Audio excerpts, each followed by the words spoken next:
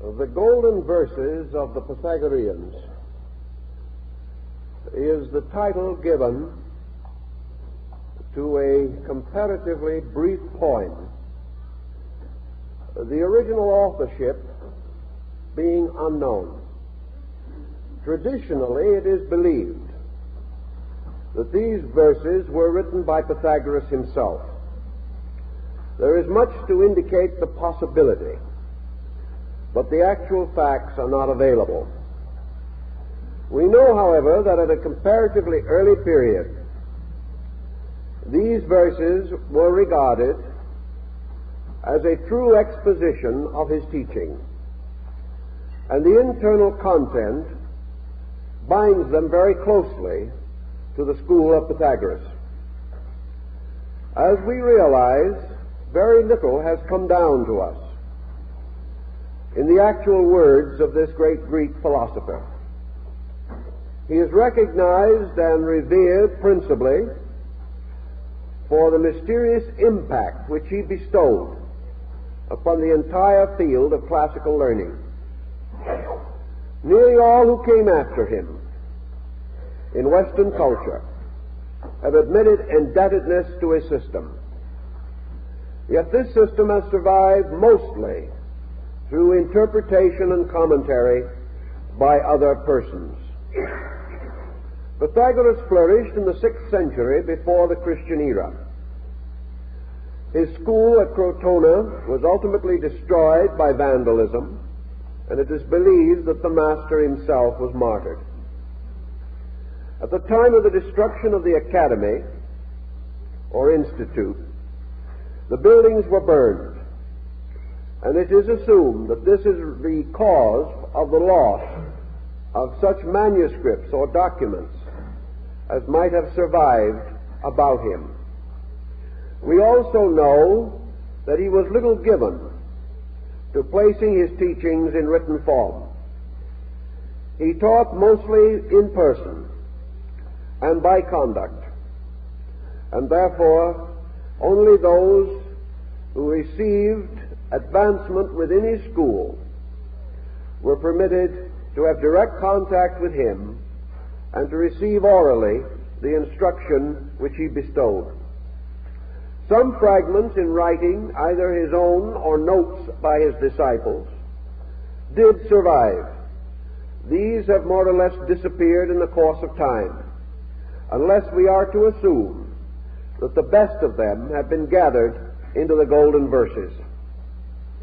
One of the outstanding interpreters and commentators upon these verses was Heracles, and we are indebted to him for the form and beauty with which the verses have descended to our time. Nor should the student expect to find within this brief structure any elaborate dissertation upon Pythagoreanism. As again might be suspected from the nature of the man, the verses are very largely a summary of the practical aspects of philosophy. In these verses, a way of conduct is exemplified, and the truth seeker is brought into gentle but strong association with the Pythagorean mood about learning. It was evidently the teaching of this great philosopher that all philosophy was for two purposes, and that by various applications these purposes led to ultimate enlightenment. The first end of philosophy was the life of virtue, and the second end of philosophy was the restoration of the state of the soul in its relation to truth. This was conceived to be a twofold path, because in the first part, man, by a series of decisions made in his own nature and of his own free will, qualified himself for learning. The second and following part assumed this qualification had been attained, and that from that point on, the mind and the reason, liberated from ignorance and error, could proceed directly toward the contemplation of reality. The verses are a sort of Orphic hymn, much in the classical mode of the time, and begin with the importance of man establishing the practice or habit of venerating naturally and simply that which required or invited a veneration. Therefore, the verse is open with the simple reminder that it is the duty of all good persons to venerate the good, to hold in highest esteem those divine powers which are the fountains of good.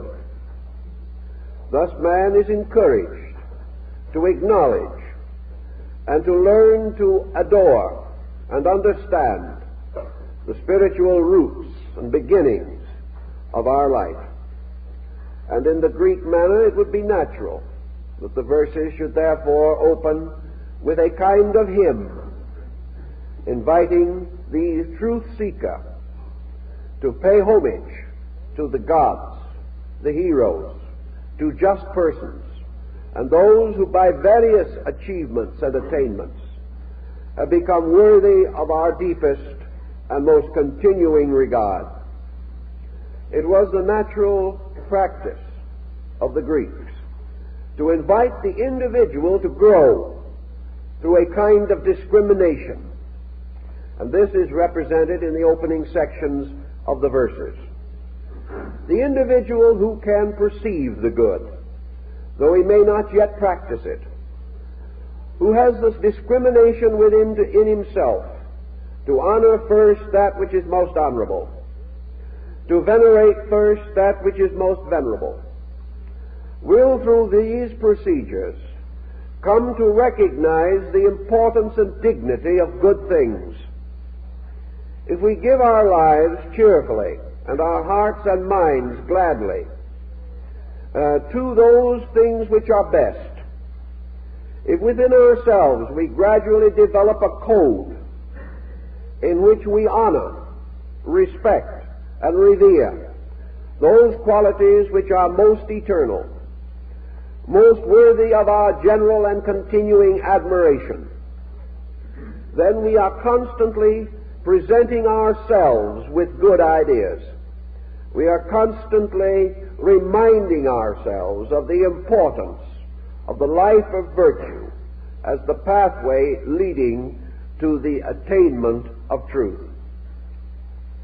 Now, many persons today in our way of life do not feel very much respect or reverence or veneration for anything. And we sort of feel today that to bestow such a mood is to fall under a kind of antique pattern. Yet, Pythagoras was probably wiser than most moderns, not in the fact that we should go about worshiping each other. Such was not the intent of the verses, but rather that we should have discrimination enough to choose to bestow our largest admiration upon that which deserves it. For only by so thinking and feeling, only by giving of ourselves to that which is a just and legitimate requirement, can we maintain our own orientation in this world. One of our troubles in the modern world is that we venerate the wrong things. And because man is a venerating creature, he must have his heroes. We all must respect something. And Pythagoras points out that when we respect that which is superior, we inevitably incline ourselves to become like that superior. Where our heroes are, there our allegiances are also. And that which we really believe to be better, we inevitably and instinctively emulate. If, therefore, we emulate the wrong things, if we choose our heroes from the wrong levels of attainment, then instinctively and clearly we are indicating weaknesses in our own natures. Everywhere, in everything, man should reserve his respect for that which challenges him to greater attainment. The craftsman instinctively respects a superior artisan, one whose knowledge is greater than his own. The average musician respects the greater musical genius. The average physician respects the great physician. All of us are inclined to respect achievement in fields that we understand. And this instinct should lead us ultimately to recognize the need to venerate those great principles in the universe, which are the fullness of all qualities, which today we recognize and practice only in part. If, therefore, in any generation we examine those persons or things most admired and respected, we come into a valuable psychological key to the qualities of that generation, to its instinctive interests and indifferences. If we then are to progress along the way of philosophic enlightenment, we must begin to respect those qualities, those beings, those principles in nature toward which we are striving, and which we must visualize, at least within ourselves, if we are to have the courage and industry to proceed to the attainment. This then becomes a continual, gentle remembrance of great and good things, and our willingness to choose between good, better, and best, always seeking to discover the best, and by so doing to challenge ourselves to be like the best. I think this more or less summarizes the opening thought of the verses. From this opening thought, we then move naturally to the beginnings of philosophy. And these beginnings have to do with the refinement of conduct. All growth begins with a kind of dedication. The individual cannot proceed unless he regards the end to justify the effort. Unless he has purpose, he will never move directly toward it. Unless he has an archetypal conviction, he will not live according to that conviction. Thus we come upon what might be termed the theological overtone of the verses, namely the man gradually experiencing within himself, through learning, through observation, through association, gradually experiencing the fact that there is a better way of life than that which we commonly live, and that this better way of life has rewards and opens doors and brings consolations that the lesser way of life cannot experience. Thus the verses invite the individual to recognize that a superior way of life is man's protection against those conditions which arise from an inferior way of life. That growth is continuous, and that therefore man is constantly seeking nobler and fuller expressions for his own internal resources. Thus the beginning of man's life of discipline is not effective unless this discipline is purposed. The individual cannot discipline himself, nor will he find the incentives or the moral support of his own energies unless this discipline is purposeful, unless it becomes the most important thing in all the world. The individual will not have the energy and the continuity and the dedication to carry it on toward the attainment of self-improvement. Pythagoras obviously knew in his time, we find records historically bearing upon these matters, that the average person, though he be uncomfortable, miserable, variously dilemmaed, does not in all these negative circumstances have sufficient energy or sufficient inducement to correct his own way of life. He is rather hope against miracles, phenomena of some kind which will save him in spite of himself. He seeks to surround himself with comforts to substitute for the absence of securities. He is forever compromising because his incentives and his inducements are not great enough. Now, the Pythagoreans were well aware that man's inducements must clarify with his growth. The individual in a state of ignorance cannot be certain of those great good things which are the ends of wisdom. Yet discipline comes to him from another source, whether he be certain or not. And this source lies in the religious conviction of his peoples. In those days, of course, what we would term today the agnostic or the atheist were rare. There were not great numbers of persons who were unbelievers, who did not have some faith or substance of belief in themselves. Therefore, the beginning of this discipline was to a degree simple religious virtue. The individual standing in the presence of the Decalogue delivered by Moses, or listening gently and quietly to a reading of the Beatitudes, was moved not by reason, but by faith, by the recognition that these words, these commandments, these great institutes were wise, were benevolent, and were so considered as to make life best for him. So the beginning of the life of virtue is the acceptance of the divine way, as brought by revelation, by teachers, by venerated prophets, and by the great spiritual leaders of the race.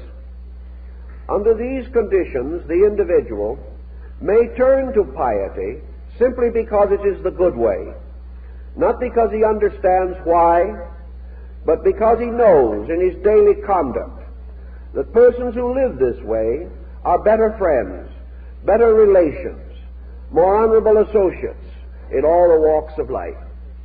He learns in his daily living that we finally depend for our safety in this world upon the honor of others, and that this honor is important to us, and that our honor is important to them. Thus, the honorable life must precede the life of discipline. It must be a way in which, for reasons commonly obvious, we do those things commonly approved as good, maintaining constantly with it the simple faith that the performance of these good things is not only acceptable to our fellow men, but is in harmony with the great religious and spiritual universe in which we exist. So in the beginning all things may not be clear, but that good is desirable is universally accepted, and that which is desirable shall be practiced on all occasion and with all fortitude, and the individual shall, in the service of good, strengthen such resources as he may possess. So the Pythagorean golden verses begin to emphasize the gradual establishment of value. They begin to point out how man attains to his natural human estate, and that this estate begins in the cultivation of adequate self-control in all things, that there can be no victory for the individual who is unable to direct his own life, that this direction of life becomes more clear as we proceed, but that at any stage the individual must still be the leader of the total of himself. So we have another ancient classical axiom, namely that man as a being, as a center of life and light, must lead his total personality and never be the victim of it. Thus the best part of man must govern man, even as the best part of men must govern the rest. And as God, being the best part of the universe, leads all of it, so in every creature there is a God. There is a supreme being, or power, or principle, that which is superior to the rest, and this must always guide the rest. If the individual is not led by the best of himself, he falls not only into evil, but falls away from religion. For the best part in all things is that part most like God. And not to be led by that is to fall into error. Thus the God in things must be the protector, the guardian, the teacher, the guide, and the master of all the parts of its own nature. So man seeking for understanding, seeking for discipline, seeking ways to put his life in order that he may be acceptable to the Most High, must first of all choose or select the best of himself and make this leader of the rest. Now, in the Pythagorean system, being a philosophical school, it was assumed that in man that which we call reason is the best part. Now, reason is not just mind, nor is it just emotion, nor is it just higher thinking. Reason is that thing or power or faculty in man which determines the reasonable, which determines those things possible, likely, those things next in sequence. Reason not only lifts man from a lesser state, but it prevents him from tumbling headlong into an unknown state. Reason not only hastens him from his ignorance, but reason also slows his step when he comes to things more difficult than he can immediately manage. Thus reason becomes a constant impulse toward the reasonable. And the reasonable in turn is the essence or principle behind the practical. Therefore all things truly practical are reasonable, and all things truly reasonable are practical. And that which is practical is that which makes possible in each instance the greater good. Thus all practical purposes are those purposes best calculated to most directly attain a desirable and necessary end. That reason should lead, therefore, means that the individual should be led by his own discriminating power. And discrimination is not only a stimulant, a principle of aspiration in man, it is a moderator. It is a guardian against all excess. And Pythagoras was one of the first to point out that aspiration not controlled by moderation can itself be an excess, and that there are many virtues which, if over-practiced, become vices, and nearly all virtues separated from the total pattern of the way of virtue, isolated and broken off from the parent stem, will themselves lead to confusion and discord. So the reasonable must in all other things be the governor, most suitable to be venerated, most worthy of our admiration. And by the reasonable, the Pythagoreans pointed out that in man these reasonable powers are like the divine powers of the universe.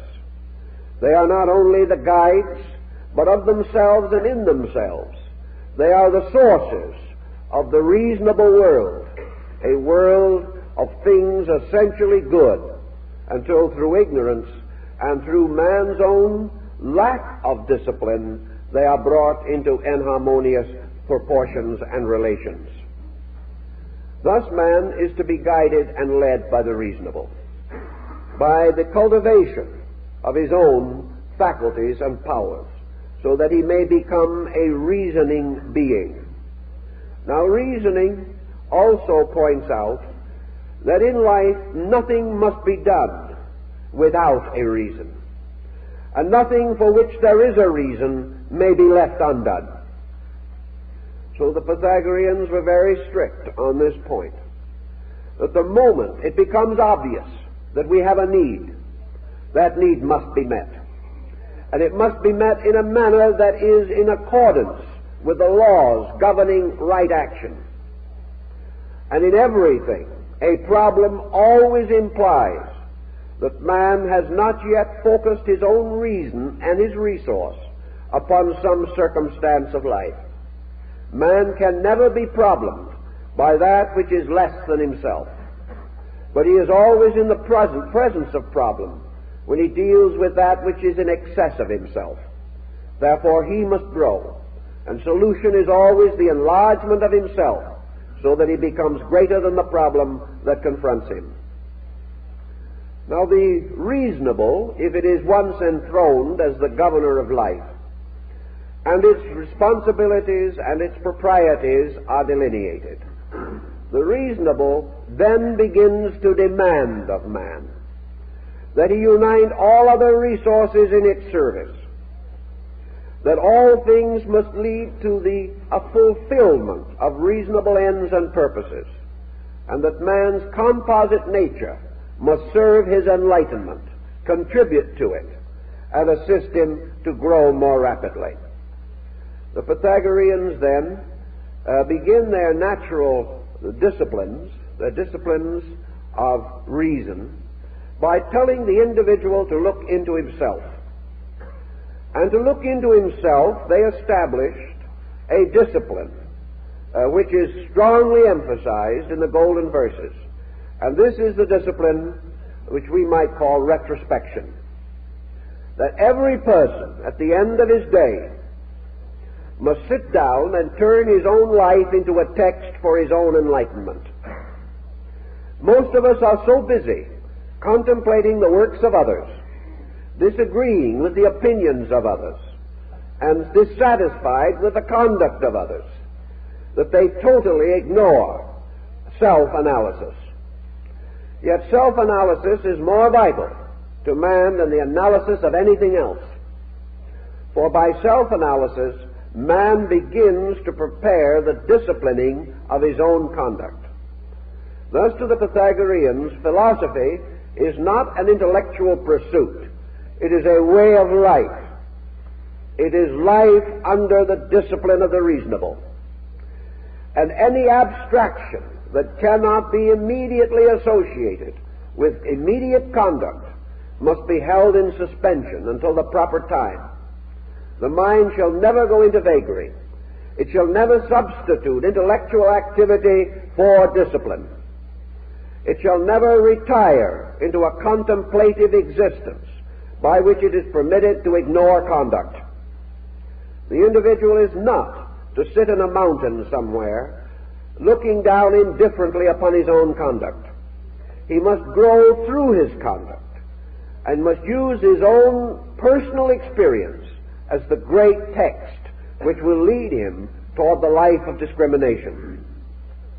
If he becomes sincere in this, if he is honest, he will then be able to look back not only upon the preceding day, but perhaps upon preceding years, and begin to benefit by the things that he has along the way rejected. Man is forever rejecting truth. The moment this truth appears uncomfortable, the moment it differs from his own personal pleasure, will, design, or opinion, he promptly forgets it or ignores it. But out of his retrospection, he may restore it again as a guide and lead to conduct. In going back through the day, the verses tell us that it is the duty of each individual to perceive through contemplation those procedures which he has practiced and the results which they have attained. He should search for those things which he has done well and observe the useful consequences. He should perceive those things which he has not done well and notice how they brought misery or misfortune upon himself and others. He must search out also the good things which he has not done, which had he performed them would have gained advantage to his world or to himself. Also the things which were bad which he has performed, and should gradually use his own life as a textbook. He may always say to himself in the Pythagorean mood, if I am not happy, if I am not adjusted, if I am not constructively dedicated, then there is something wrong with me. Now, Pythagoras makes this tremendous point, that it is utterly worthless for an individual to be miserable and at the same time say that he is right. He cannot. He may be right in a sense, but that sense is not great enough. He may have been true to the wrong things. His insight may not have been great enough to lift him above the level of problem. But the individual who cannot solve his problem in some reasonable way is not, as yet, capable of regarding himself as above error. He is imperfect, or his works are perfect. And that which is essentially true will never result in that which is essentially untrue. Always, then, the individual's discrimination must be strengthened through the observation and reflection upon the consequences of immediate conduct. Man may also gain from this a certain reference frame. And having considered these matters in relation to his own nature, he may reconsider them in the nature of tradition and of example and of experiences with others around him or out of the memory of his religions, philosophies, arts, and sciences. He will then observe that though they may be persecuted in their own time and regarded as offenders in their day, those whom the world best loves and most remembers are those who were true to the great discipline of ethics. That those who have practiced certain virtues have gained certain everlastingness as a reward. So the person, thinking in terms of self-improvement, can see not only a personal advantage but a universal advantage. He can perceive the justification, and he can also perceive that the attainment is possible, for others have attained it, and by attaining have become the universal benefactors of mankind. The verses then stress this important practical self-analysis, that the person should use his own life as a constant and immediate text, and by so doing, and using every available amount of reason that he possesses, he must begin to invoke the central part of life. For example, if an individual is utterly confused, and there is no center of integration within him, then obviously the divine part of his own nature is submerged. For deity cannot be confused. Truth and reason cannot be confused.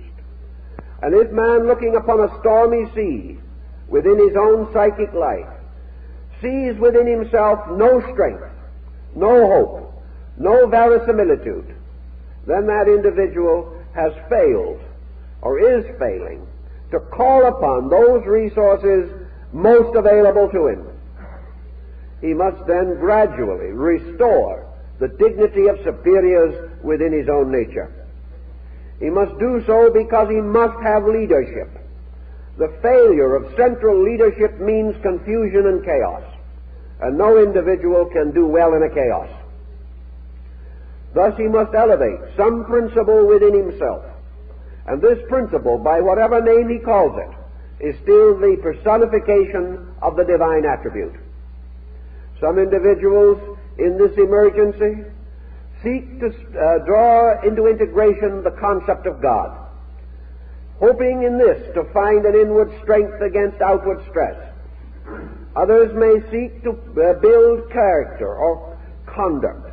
They may say, at least I will be honest, or I shall try to see good in all things, or I shall place love above hate, or I shall place wisdom above ignorance, or I shall regard the need for the improvement and integration of my own resources. I will put learning above lack of learning. I will put knowledge above lack of knowledge. I will put order above chaos. Whatever we do, whatever decision we make, we must elect from our parts a leader, and that leader must guide us. And that leader must be some phase, value, or quality of good, something strong enough to inspire us to go on. The moment we establish this leadership, many of our troubles cease. Most of our chaos and confusion is overcome. The golden verses state it rather modestly. They say that the individual who has this true internal leadership suffers from a minimum of ills. Whereas others have many disasters, this leadership gradually reduces disaster. We may not immediately dispel all of it, but that part which we cannot dispel, we are now enabled to meet and carry with natural dignity. So for man in his various intermediate stages between ignorance and wisdom, we depend upon the leadership of the best in ourselves, and we depend upon reason bestowing patience, bestowing understanding, and making all things a little more useful, so that we are often able to recognize the wisdom and goodness in those circumstances which previously disturbed us. Little by little, through these disciplines, then, we begin the integration of a useful and constructive life. Now, the Pythagoreans imposed the discipline of reason upon the immediacy of conduct in this way. They said that man naturally is responsive to impulse, and that in a moment of emergency, the impulse comes first and the reason comes later. Therefore, it is up to man to remove emergency as far as conceivably possible from his entire pattern of life. Emergency is not as stupendous, tremendous, or inevitable as we think. That which most frequently and easily corrects or prevents emergency is moderation. Nearly all emergency arises from an immoderate situation. Emergency, for instance, arises when we have delayed too long in the use of judgment. Emergency arises when we come into the presence of the unexpected, when in sober truth we should have expected long before. Emergency comes with the impact of a sudden incident, yet there are very few sudden incidents in life. Thus, emergencies may be reduced. There are some which we probably cannot immediately cope with. But the daily emergencies which lead us to the common mistakes, which in turn gather to cause an unhappy life, these emergencies are most of them to be easily prevented, easily met, if the individual will use discrimination and will be led by the principle of wisdom within himself. Thus, our life to escape emergency must be, says the verses, the life of moderation. Moderation, for instance, in itself cuts away from us much discord. Moderation in all things will not only assist us to rule our affairs more adequately, but will liberate much of our time from the burden of critical situations. Moderation also prevents those excesses of temperament by which we push matters too rapidly, or also will prevent us from permitting emotion to dominate conduct in a critical situation. Moderation is the reduction of excess. It is the reduction of ambition to reasonable bounds, itself something that will protect health, happiness, and help to strengthen the relations of life. I was talking to a family not long ago in which the family is bankrupt simply because the man of the family is inordinately ambitious. He is so ambitious to attain certain things that he is neglecting life itself for these things. And in all probability, if he continues his present course, he is heading into a nervous breakdown, or he is heading into a heart difficulty. And this ambitious man, who has had no time to live as a father, a husband, and a friend, will probably drop dead in his 50s without ever having achieved the natural good things which life could bestow. Naturally, his attitudes are warped by the lack of social adjustments, and he is a poor person because his ambitions have never been moderated by other values. Always, moderation releases energy from things inferior and dedicates it to the attainment of things superior. Moderation in living reduces the jealousies and envies of our associates. When we try to live beyond our means, we make enemies.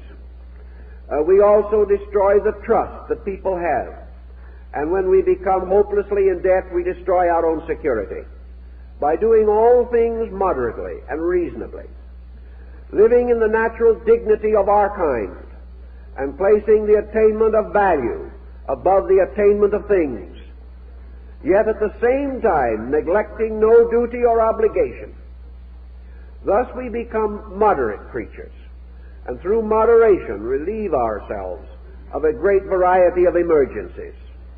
The individual who has all lost his furniture, his automobile, and his house because he could not keep up his payments is a person confronted with an emergency, and we may be sorry for him. But he will continue to have emergency because it is in himself and not in the financing corporation. He has simply failed to be moderate. He has failed to be thoughtful. He has failed to let reason guide his conduct. Therefore, he is in trouble. And as Pythagoras even then pointed out, such men in such emergency curse the gods, failing utterly to see that it is their own mistake. By moderation also, we reduce pressures, and pressures release thought. And where pressures come down to a moderate level, the individual has greater mental leisure. He has greater opportunity to plan. The more emergency-filled his life is, the less energy he has for planning and purpose. And ultimately, he becomes totally absorbed in his desperate effort to adjust to the moment. He lives for the moment and dies in one of those moments. Thus, the disciplines of Pythagoras begin with a very practical situation, namely this placing of a good shepherd, a leader of souls, inside of each person. This shepherd that is kindly to the wayward sheep, and even kindly to the black sheep, the one faculty in us which does not like to get better. And we continue to wander, but the good shepherd and his kindly dog, which is philosophy, for philosophy is the dog of wisdom, helps to bring back the sheep again and keeps them in the sheepfold, which is the right way and the right place and is security. Consequently, in all these things, man must become his own good shepherd, watching the flock of his emotions and desires, and making certain that the stray sheep does not fall victim to the wolf of avarice. If he is careful, thoughtful, and loving in these pursuits, he is already tempering himself, beginning to have the possibility of internal experience. For actually, when we put our outer life in order, we free our inner life. We give it an opportunity to do those things and be that thing which is right. Now, as we begin to overcome these weaknesses, we clarify the values in terms of internal. We discover that the ways of the internal are more beneficial, more pleasant, more useful than the ways of the external. We realize that every part of ourselves, and in the golden verses some emphasis is placed upon the body, that it is proper that man should regard the body as the instrument of his purpose, that he should be kind to it, guard it, take care of it, and preserve it by his own reason from any excess that will injure it. But if his own reason and his own emotions themselves are addicted to excess, then he works a terrible hardship on his body, bringing it down to ruin and bringing with it the ruin of his inner life. Thus the importance that man's leadership shall be complete, but always benevolent. Man is not precise the simple purpose which he wishes to achieve. He must then, according to the golden verses, realize always that to the degree he grows, he becomes a paternal or maternal being. Growth is always in the direction of parenthood. Growth is never in the direction of autocracy. Now, many persons imply that parenthood is an autocracy, and that is one of the tragedies that has burdened homes for thousands of years. The belief that the parent is by divine right the master and proprietor of his family. This is not true. The parent by divine right is the good shepherd of his family, always. He is the one to whom that family has a right to turn for protection and for understanding. The obedience given to the parent is given not to a person, but to the principles for which that parent may stand. And Socrates probably paid with his life for telling his disciple that a wise son should instruct his father, and that the mere physical relationship of father to son does not permit the father who is ignorant to dominate the son who is wiser. But it is the natural desire of parenthood to lead constructively and benevolently. But parenthood is not limited to physical things, but it is an attitude, it is a concept. The moment an individual knows more, he is more patient. The person who knows more is best able to estimate the circumstances behind the weakness of others.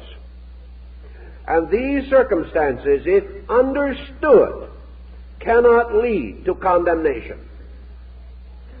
We may advise, we may try to help, but it speaks very clearly in the golden verses that the wiser person, the adjusted person, the discriminating person, is not presumed to lock himself in endless conflict with others, nor is he to judge them, nor is he to condemn them.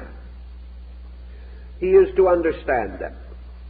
And this is the blessed privilege, for as much as the parent is indulgent with the small child, knowing that that child must pass through certain experiences, so the wise scholar is indulgent with those less informed than himself, realizing that they are children, or less mature than himself, and therefore in need of his love and affection and his intelligent guidance, not in need of heartlessness, criticism, condemnation, or rebuke alone. Thus, by wisdom, we gain patience, and by patience, all good things become possible. There is no substitute for it. By wisdom also we gain charity, and charity is not merely the sharing of goods. It comes from the Greek charitas, which means love. It is the individual giving of his own understanding, giving of what he is, not merely of what he has.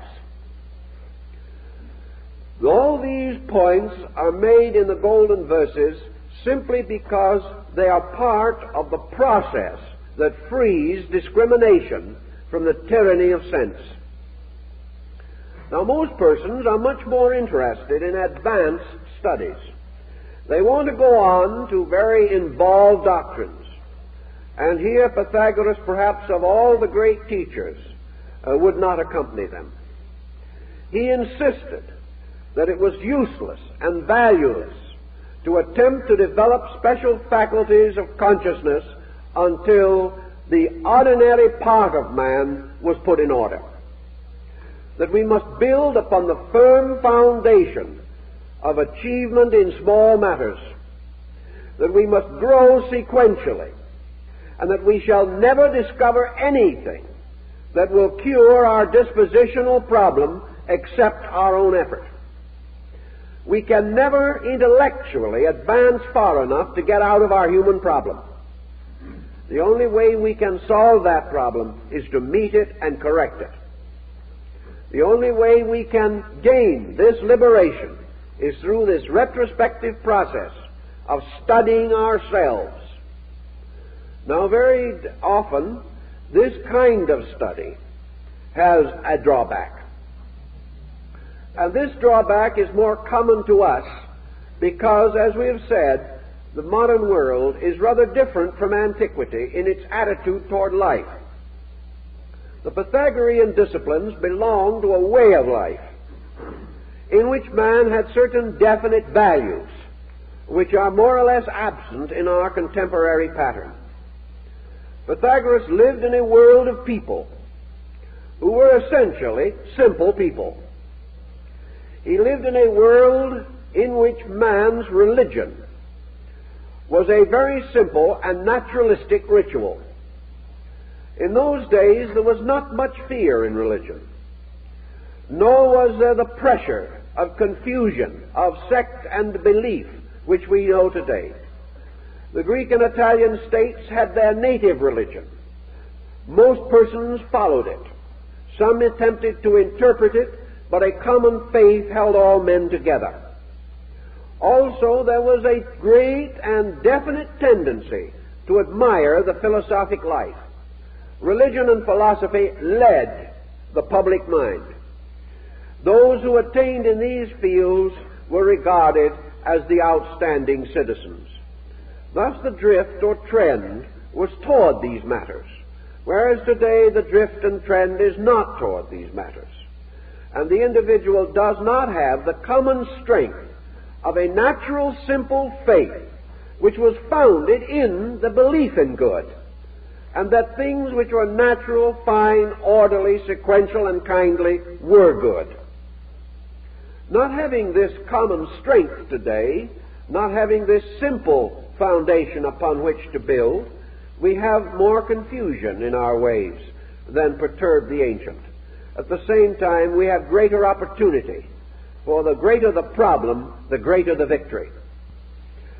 One of the primary virtues is not to be exploited, but it is to attain this end by reason, by judgment, by integrity.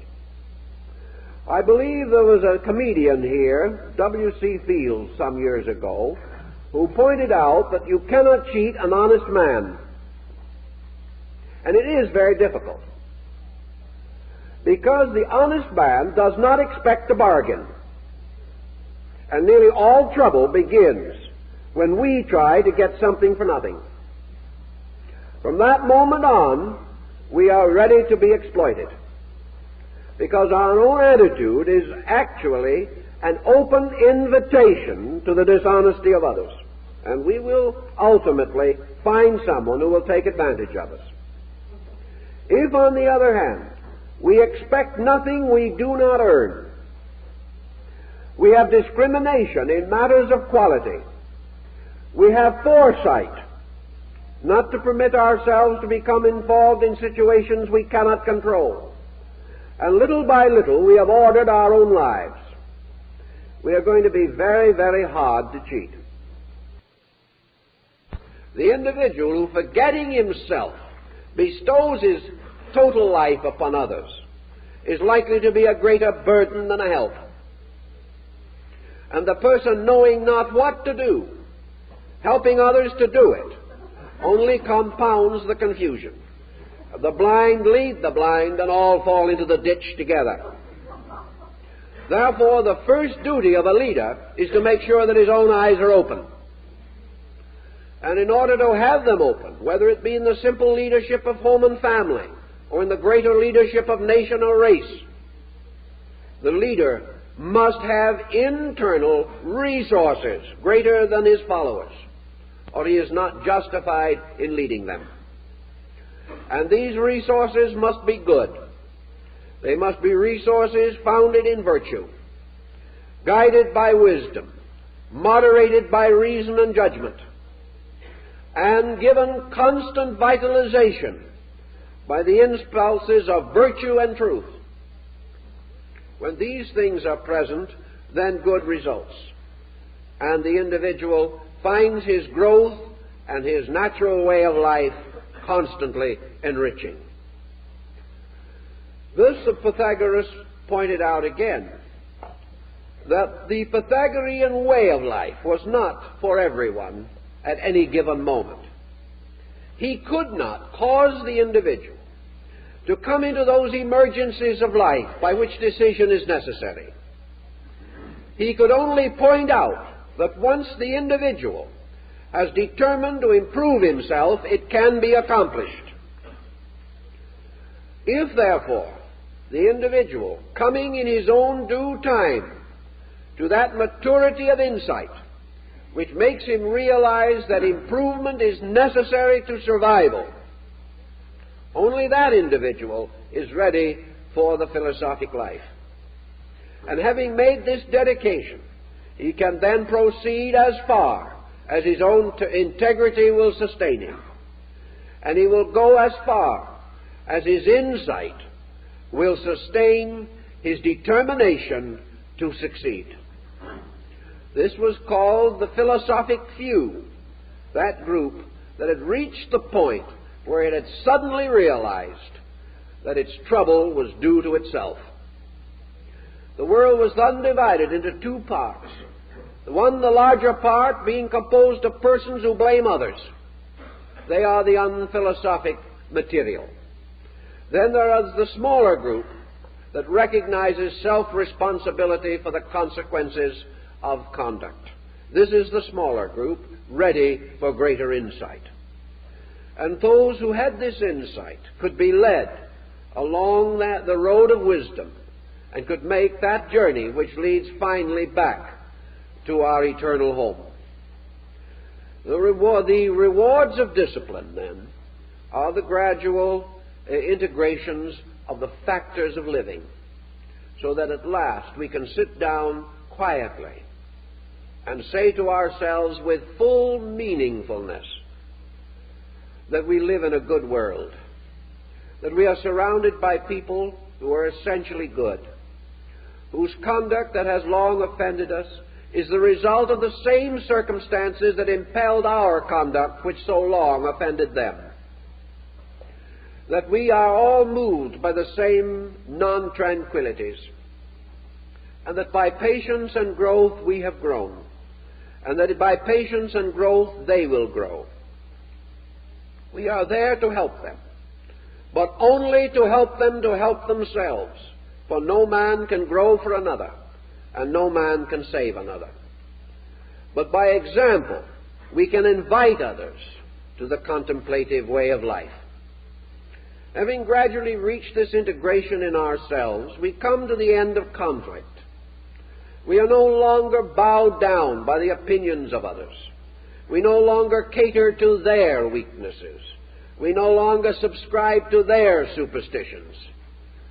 Rather, we live quietly, respecting all things, and serving mostly and with all our contrition of spirit that which is essentially true. Thus we come to what might be termed the fulfillment of the cathartic discipline of purification. We have removed impurity from ourselves. For all negative emotions, all negative thoughts are impurities.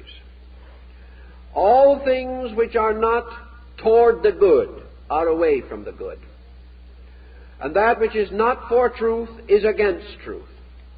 And that which brings misery to ourselves and sorrow to others is not for the truth. Nor can we practice it with good grace, even though it be a dogma or doctrine of our time. We must be superior to these things, for we find that dogmas and doctrines are man-made formulations around ideas essentially superior to these doctrines. And beyond all doctrine is the simple example of the good life lived by the great teacher who was the source of the doctrine.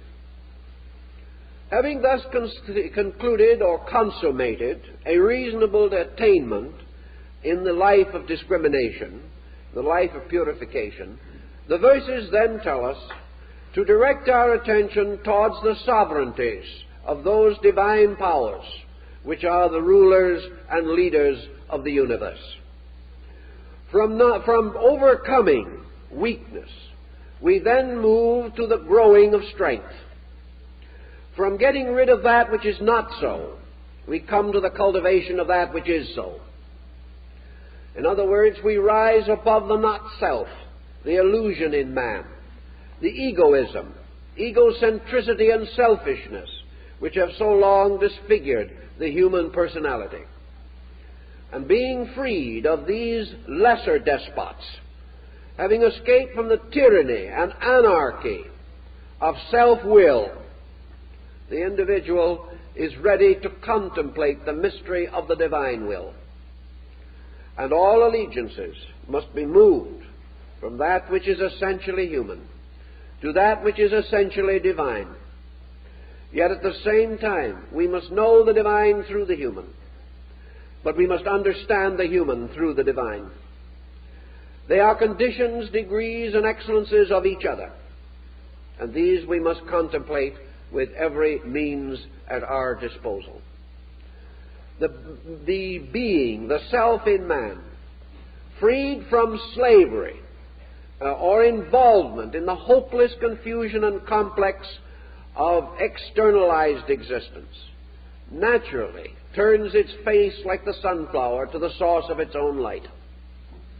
It naturally and instinctively rejoices in good and moves toward the experience of identity with good.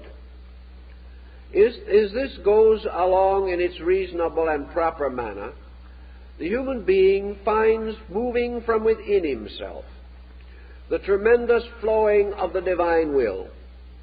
He recognizes that to the degree that he is receptive, the divine becomes an immanent thing, filling all of his parts and members, and causing him to become more and more like the source of good. And thus the individual, through the rise of his contemplative disciplines, moves into the true state of religion. And the true state of religion is companionship with God, comradeship with universals. The individual, having given up a false allegiance, must now make a true one. And in his true allegiance, he unites himself with that sovereign power which moves all things. He becomes aware more and more of divine consciousness because he has freed himself from the obscuration of mortal consciousness. He finds himself not only thinking about God, but with God. Not only experiencing the fact of the divine as a wonderful rationalized knowing, but also emotionally reacting to it, until finally it becomes the total being of himself. Thus the attainment of the better life leads toward this mystical experience, this illumination, this final identification, which is the sovereignty of truth in the life of the person. Only after the disciplines, therefore, does man gain the power for the unconditioned veneration of the ultimate good. To venerate, we must to a degree understand. We cannot truly venerate that which is incomprehensible. Therefore, to recognize universal good, we must have some of goodness in ourselves. If we would recognize universal truth, we must have some of truthfulness in ourselves. Finding in the infinite the fulfillment and fullness of all virtues which we practice in part. But in time that which is in part shall pass away, and we shall know all things in fullness and in truth. So the Pythagorean verses go on to indicate the future state of these beings which have emancipated themselves. And of course, following the old Greek and also the Egyptian method, the philosophy ties into the mystery of death, because death now becomes symbolical. Every time we forget the old, we die and are born into the new. The individual who gives up a grudge dies to be born a better person.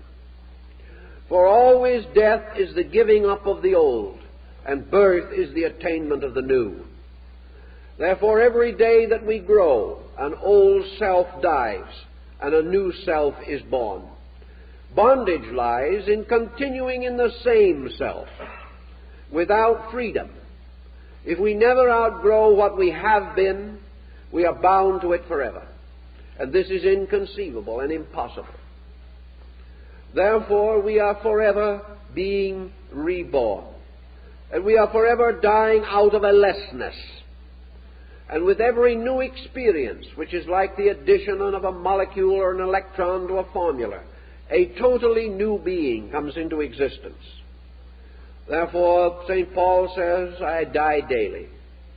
And out of this constant death of the old and the rebirth of the new, man is moving forward in consciousness. Every disillusionment, discouragement, despair, criticism, and condemnation is another death. Every discovery of good is a new birth. Every hope that springs within us is a new birth in time, a birth of a new being dedicated to new purposes and new principles. There is an old self in each of us that must perish, and a new self in each of us that must be liberated into manifestation. And this new self is a messianic self, a self which has within it the healing of all the old problems that burdened us. Every time we become bigger than a problem, we are reborn, because we have attained freedom. We are in slavery to ignorance, but we are free men in the light of truth and of wisdom and of understanding. So in the death situation or symbolism comes the idea that through the death of the old, through the death of the lower being, man is liberated into the higher regions of true being. And the Pythagorean verses go on to point out that man, having attained the philosophic death and the philosophic rebirth, the old self having died by discipline, the new self having been born by inspiration and aspiration, that this new being now transforms itself from a creature of the earth to a creature of heaven. It is like this fable of Cupid and Psyche. It is like the butterfly symbol which the Greeks used for the soul. The mortal being, a caterpillar crawling upon the earth, then entering discipline or into a state of internal integration by building the cocoon, and finally bursting forth as a winged creature, flying into the light. These are the states of man's soul, and it is the purpose of the golden verses to bring man to this radiant power of flight, to give him the wings of intuition and reason, that he may ascend out of the darkness of the underworld straight to the light of truth. And these are not the wings of false learning fastened on by wax, which will melt off when we get too near the sun. These are our natural wings, hidden within ourselves, not put upon us from without. And these natural wings will sustain us, for we contain within our own nature this power of flight, this power of motion directly to the source of things. And it is so moved toward the source that man attains the end of the Pythagorean life.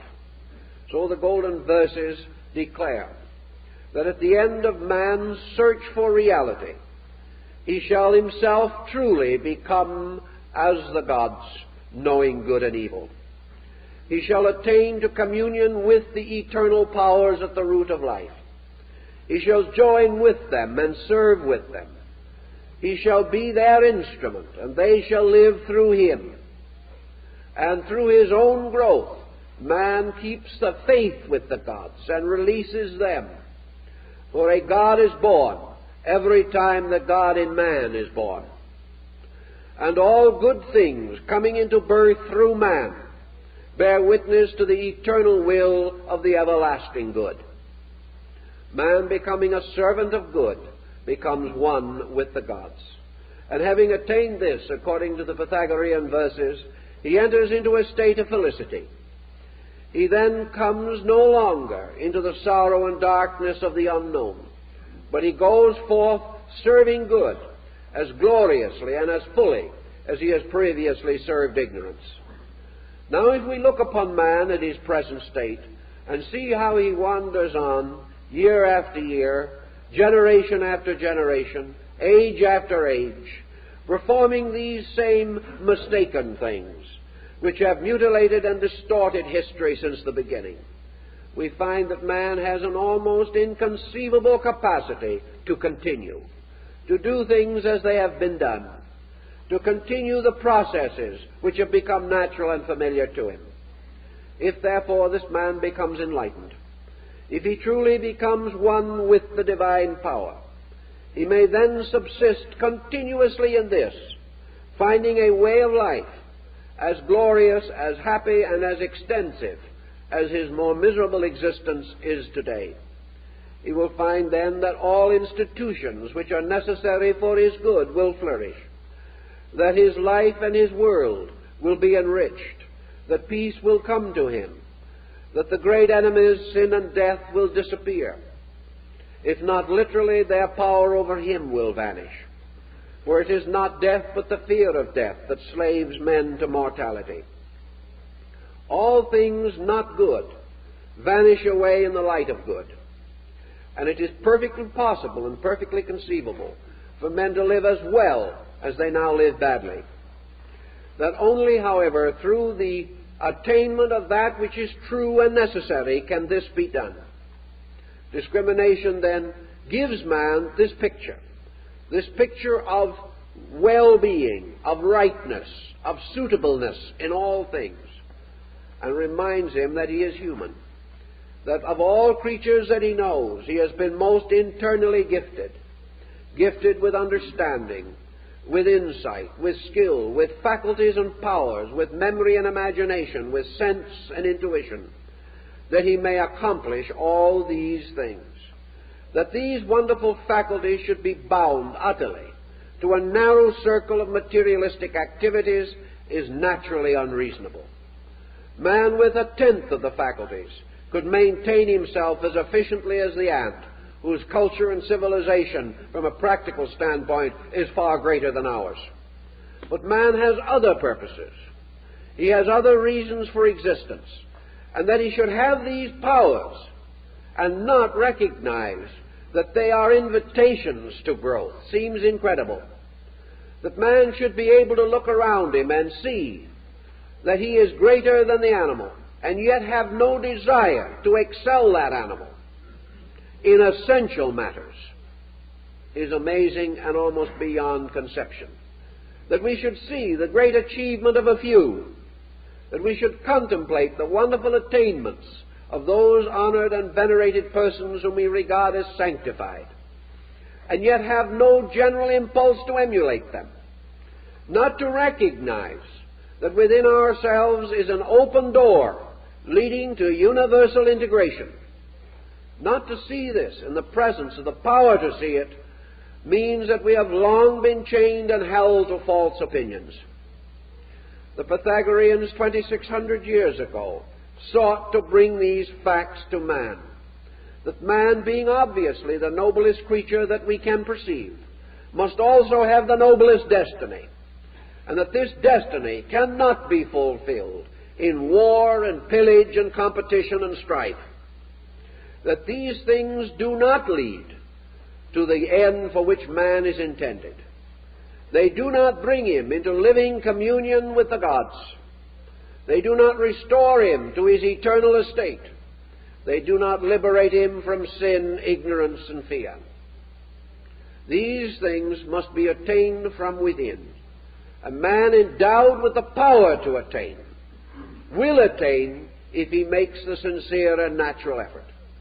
But against this effort is the constant inertia, bounded by this eternal feeling that we can't do this and we can't do that. We simply lack this tremendous drive. Nature bestows impetus by giving us problem and showing us that we must either solve or be miserable.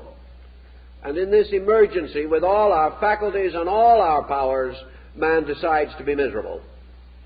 He still rejects solution, because this solution takes effort. And our civilization has gradually decreased our desire to use our resources for a purpose relating to our inner lives. Yet without this resource, so applied, our outer lives will never be solved. So the golden verses point to this future state in which man, joining with the gods in the infinite empyrean, lives forever in beatitude, not necessarily actually meaning that he's going off into the sky and stay there, but meaning that he has found heaven within himself, that when he turns inward, he turns upon the countenance of the divine being, that when he is quiet, out of the hidden springs and fountains of his own soul flow waters of life, instead of the polluted streams of his own perversions, that he can sit down and be at peace, that he can dream and hope, that his faith is stronger than any doubt, and that in all decision he decides with the gods. And having made this decision finds that in all things the divine power is with him. This being with the gods, being true to the rule, having the courage and insight and love to dedicate our powers and skills to that which is the greater good, this decision, this insight, brings with it the consolation of spirit that surpasseth understanding.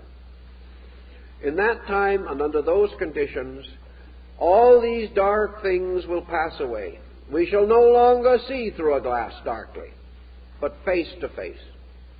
And we shall also discover that in this seeing face to face, life becomes very simple, that philosophy becomes very simple, and that out of all learning comes only the strength to do that which is simple, to do those things which are true, and then to live quietly in the constant light of the presence of truth. To make this attainment is our natural end and our natural birthright. And into the golden verses, therefore, have been incorporated what seems to me to be the essence, the substance of the noblest thoughts of man. No great religion can deny these truths. It may attempt to develop them or specialize them, but still the principle remains that man, through the reformation and rededication of his life, through the offering of himself, totally and without reservation, to the service of truth and upon the altar of good, by these dedications and these consecrations, man justifies the good life, justifies the presence of the gods, and that which he earns he shall have, and that which he serves shall come to him, and that which is his duty shall be shown to him, and he shall dwell in peace with the gods through all eternity. And he shall have, as the ancient said, his birthright in everlastingness. Time's up.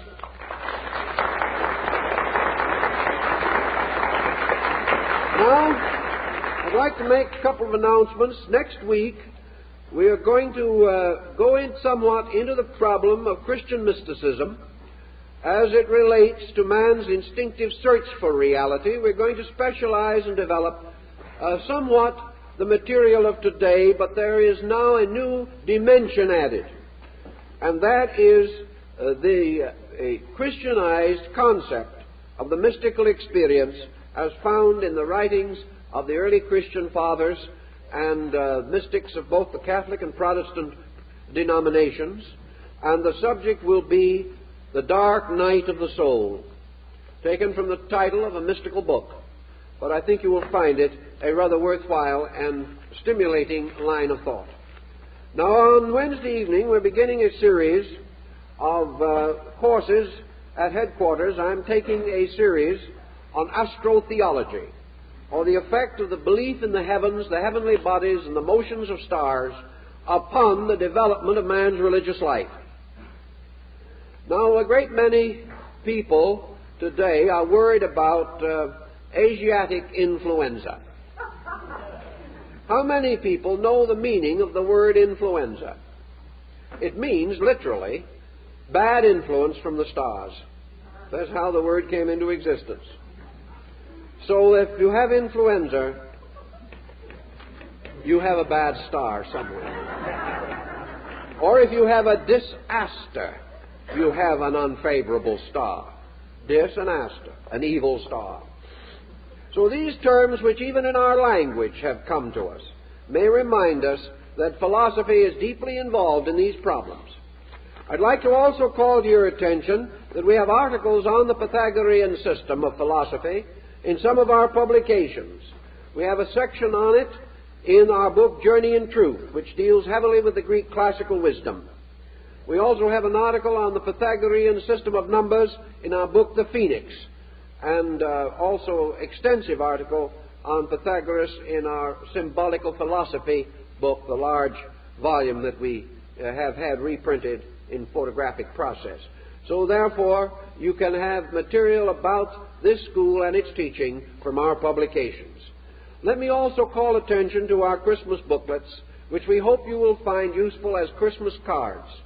If you do some of your Christmas shopping with us, it will, we think, make more meaning in many instances to your gifts, also simplify your problems, and provide you with the consolation and understanding that sometimes ideas are better than things as gifts. And perhaps we need the gifts of ideas and ideals more than other things at this particular time. I'd like to also invite your consideration to the counseling service offered by the Society. A number of persons are taking advantage of it, not to get out of trouble, but to keep out of trouble. And if anyone has any interest in that subject, there is a leaflet on the table explaining this service. If you are not on our mailing list, we'd be happy to have your names and addresses, and we hope you will visit our book table. We thank you for being with us and hope to see you next week.